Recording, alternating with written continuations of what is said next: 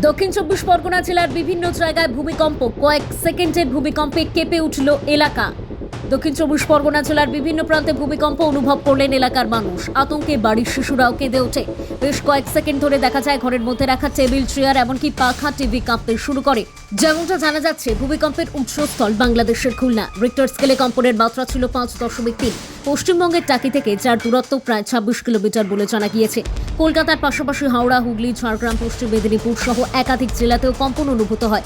বহু জায়গায় বহুতল কেঁপে ওঠে, বন্ধ থাকা সিলিং ফ্যান দুলতে দেখা যায়। প্রাথমিকভাবে এখনো পর্যন্ত কোনো বড় ক্ষয়ক্ষতির খবর না মিললেও হঠাৎ এই ভূমিকম্পে মানুষের মনে আতঙ্কের সৃষ্টি হয়েছে।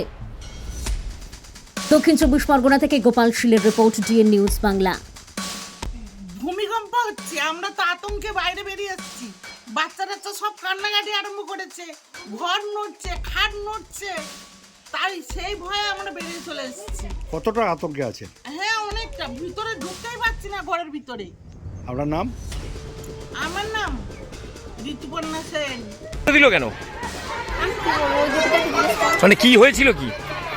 ওই তো এই মানে ভূমিকম্পটা জিনিসটা ঘরটা কেঁপে উঠেছে। মানে ঘর কি কেঁপে উঠেছিল, ওই জন্য বাইরে বের করে দিয়েছে? মানে কতক্ষণ হয়েছে এটা? না, আপনারা আতঙ্কে রয়েছেন। ছুটে বেরিয়ে আসলেন কেন? ওই ভূমিকম্প হচ্ছিল তো। ভূমিকম্প হচ্ছিল, সবাই বেরিয়ে এসছে। আপনি কি জন্য এসেছিলেন হাসপাতালে? আমার মা ভর্তি আছে। আপনি বেরিয়ে চলে এসছেন? আপনার মাকে বের করেছিলেন? না না, কি নাম আপনার? নমিতা দাস। হ্যাঁ, নমিতা দাস।